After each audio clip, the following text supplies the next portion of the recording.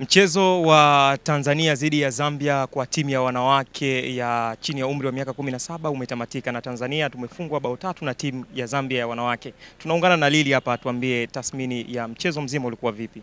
Kwema Lili? Kwema. Umepokeaje matokeo kwanza? Mimi kama Tanzania nimesikitika. Pole sana. Asante. Vipi tathmini yako ya mchezo mpaka kutamatika, goli 3, udhaifu ulikuwa wapi zaidi kwa timu yetu ya Tanzania ya wanawake wa chini wa umri wa miaka 17? Kwanza ni mchezo ambao umejirudia kwa sababu tuliwahi kukutana na Zambia katika hatua hii ya kufuzu kombe la dunia mwaka 2024, tukatolewa kwa aggregate ya goli 5-1, ambapo katika uwanja huu Tanzania mechi ya kwanza tulifungwa goli 5 bila, Zambia tukapata ushindi goli 1 bila hapa nyumbani, la kutosha kwanza kutupeleka katika hatua inayofuata. Kwangu nikirejea katika mchezo, naamini kabisa Zambia waliingia kama better side kiwanjani kulingana na aina ya wachezaji ambao wako nao na pia ubora wa wachezaji ambao wako nao. Kwa nini nasema aina na ubora? Ni Zambia ambayo imetoka kushiriki katika michuano ya World Cup 2024 ikiwa na wachezaji wake ambao mzee leo takriban 7 ambao walikuwepo katika ile hatua ambao wanafika mpaka katika hatua makundi, yani 16 bora ya michuano ya kombe la dunia la World Cup. Kwa kwangu timu bora imeweza kushinda matokeo. Ukirejea katika timu yetu, timu tokea mechi ya kwanza ilicheza very slowly, ilikosa huduma katika maeneo mengi sana. Mfano eneo la ulinzi walikosa huduma ya namba 6, mara nyingi walikuwa wako wazi, na kipindi cha kwanza walifanya kazi kubwa sana kufanya clearance nyingi sana. Na siku zote timu ambayo inafanya clearance nyingi sana itafika sehemu wachezaji wa nyuma watachoka, na naamini hapo timu ambayo ilikuwa inatengeneza mashambulizi mengi wanaweza kuitumia kuweza kupata magoli, ndio kilichotokea katika kipindi cha pili. Ukiangalia na magoli ambayo Zambia wamefunga, cha kwanza kuna individual errors na pia kuna defense errors. Yani kulikuwa na delayment katika matukio mengi sana ambayo yalikuwa muhimu sana kiwanjani, ambao yamesababisha Zambia kuweza kupata matokeo. Yani eneo lao la ulinzi kulikuwa na kidogo na delayment ipo. Yani wanashindwa kufika katika maeneo sahihi kwa wakati sahihi. Kwa hiyo I believe hii ni mechi ambayo inaumiza sana kulingana na matokeo, na pia tukumbuke kwamba tuna mechi ya marudiano afu ni katika uwanja ugenini.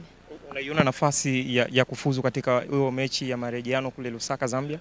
Ni mechi ngumu, ni mechi ambayo cha kwanza tukumbuke wachezaji ambao ni chini ya umri wa miaka 17. Kwa hiyo kama coach pamoja na benchi yake ya ufundi wanatakiwa kufanya kazi sana kuandaa wachezaji psychological na mentally ili kuweza kuwatuliza. Na wachezaji wadogo wamefunga goli 3, kwa hiyo lazima kwanza waandae, yani waweze kuona kwamba hii mechi imeisha kwa ajili ya mechi inayofuata. Kwa sababu gani?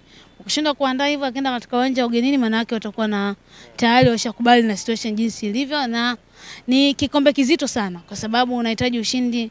Yani kitakachoipeleka Tanzania katika hatua inayofuata ni ushindi wa goli 4 bila, ushindi wa goli 6-1. Yani wanatakiwa washinde na wawe wameshinda kwa aggregate ya at least wawe wameongoza kwa goli 1. Yani wasishinde goli 1 bila, hawezi kwenda 2 bila, hawaendi 3 bila, ni mikwaju wa penalty. Kwa hiyo anasema kabisa kwamba at least waende katika 4 bila. Kwa lazima wajenge psychologically, bado mlima ni mrefu sana. Mlima ni mrefu. Nini ambacho kiongezeke kiufundi wakienda kwenye mechi ya kule Zambia? Cha kwanza mimi naona maeneo mawili au matatu yanatakiwa fanyike kazi. Kwanza nimeizungumza eneo la namba 6.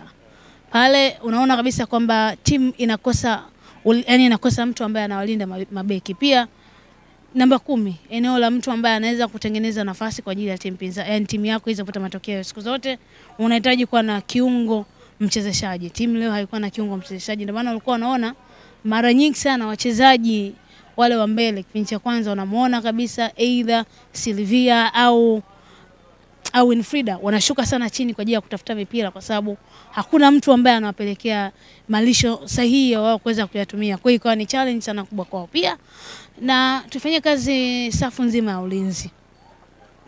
Yes, backline inafanya kazi kubwa sana, ila kwa mpira hivi sasa kujilinda ni maeneo yote ya kiwanja. Timu inapoteza mpira lazima kila mmoja awe active kuweza kufanya pressing kwa ajili ya kuzuia dhahma, kwa sababu mwanzo wa Zambia ambao kwanza silaha yao kubwa ni wachezaji ambao ni wazuri katika kufanya pressing. Unaona kabisa kwamba wanafika katika maeneo sahihi katika muda sahihi, na inawalipa mara zote. Umeona wewe kwanza mpaka cha pili, mara nyingi wanapoenda kuwini mpira ni either waondoke na mpira au wafanyiwe foul ambayo inaweza kuzaa matunda. Kwa muda uliobaki inatosha kwa hayo marekebisho ambayo unasema kuelekea kwenye mchezo huo? Kazi ni nzito, kazi ni kubwa, inahitaji uvumilivu mkubwa sana. Shukrani sana Lilian.